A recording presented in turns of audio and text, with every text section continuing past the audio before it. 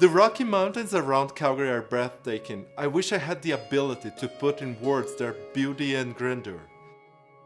To me, there is something mysterious and powerful there.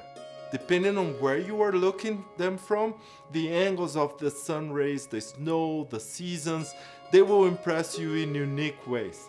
Changing angles can change the whole story.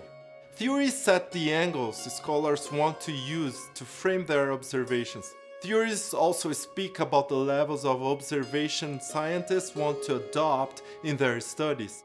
Some will observe that small particles that form a bigger element, while some will look at bigger pictures. If I propose serious and leisure in one sentence, what comes to mind? Should leisure be taken as a serious topic? Should leisure be taken seriously? You might know someone passionate about their leisure. How has their commitment impacted their life, their identities, and their community? I'm Saulo, and I'm curious about leisure and its transformative power. Journey with me through this documentary to explore how people have discovered meaning and joy through their leisure. Welcome to my Serious Life. As we come close to the end of this series, I find that mountains and bridges can be helpful visual representations to our discussions. Mountains can serve to remind us about the grandiosity of life and human experiences. Their shapes are uniquely formed. They can be very similar to others, but they are never the same.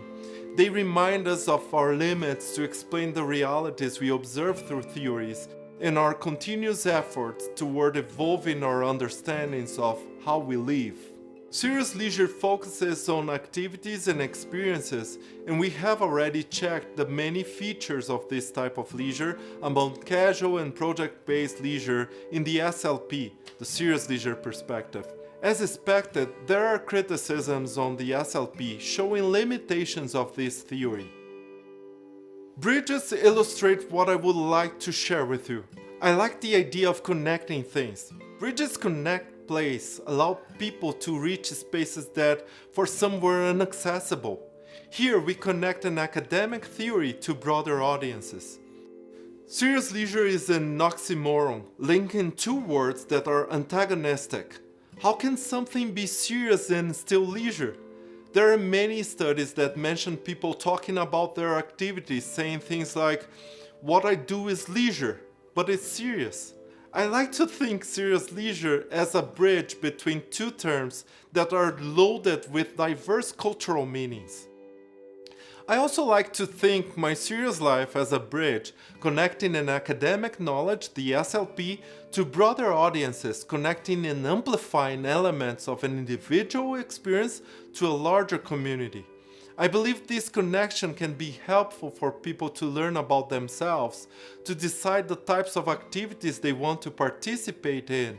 Besides, it can be helpful for policymakers and other agents involved in deciding policies or programs or managing public spaces in the areas of recreation and leisure in the cities.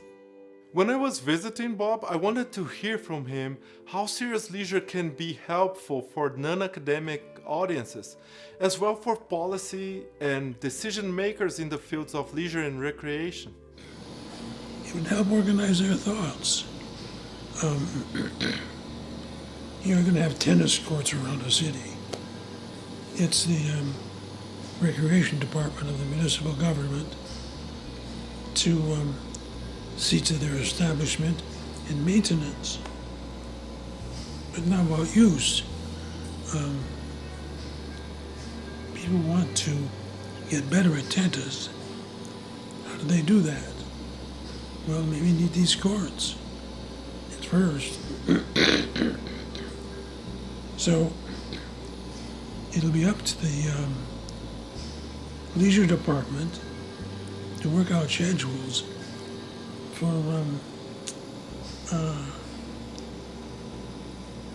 was going to say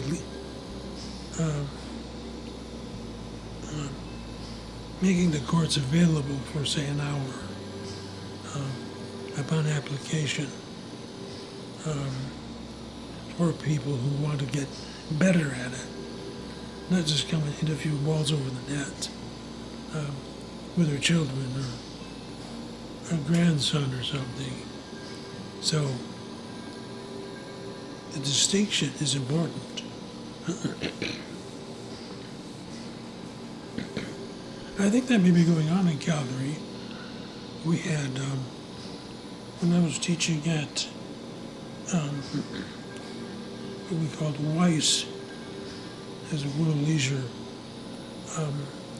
Master's Program in Wageningen, the Netherlands, there was a woman there at one point from Calgary who took the degree. I was her supervisor, and she ran a recreation program in the Northeast. Her thesis was about Muslim women and what can they do in a North American style recreation program. Swimming, for example, required some imagination on her part. Now that was just to enable casual leisure, but she knew about the serious end of it, so she had to try to make her facility open to people who wanted to get better at what they were doing. And there was all kinds of leisure, not just swimming. But she was aware of that, and I don't know how that's happened. What's happened since then? But the ideas in the system of Parks and Rec in the city of Calgary. So, but yes, it would be useful if more knew about it. We need podcasts. Concepts enlighten people. Yeah. Their points of view. And that's why I lit on the term serious leisure perspective. That's the viewpoint side of it, rather than the serious leisure theory. There is a troublesome word in science anyway. How much data do you have to support the claim of a theory? Well, I don't know. I'm not sure anybody does. So I skirted that problem and used perspective, which shows this is a way of looking on, a lens for studying leisure. As I conclude this journey exploring serious leisure through the experiences of people in Calgary, I have the impression that there is so much more to see, different perspectives to understand and appreciate. I wish I had the resources to amplify the exploration, extending our journey to newer places.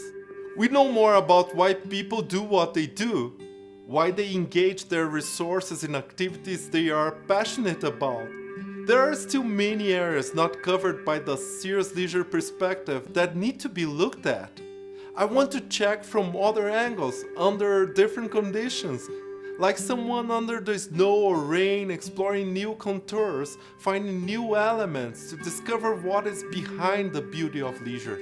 This is my serious life.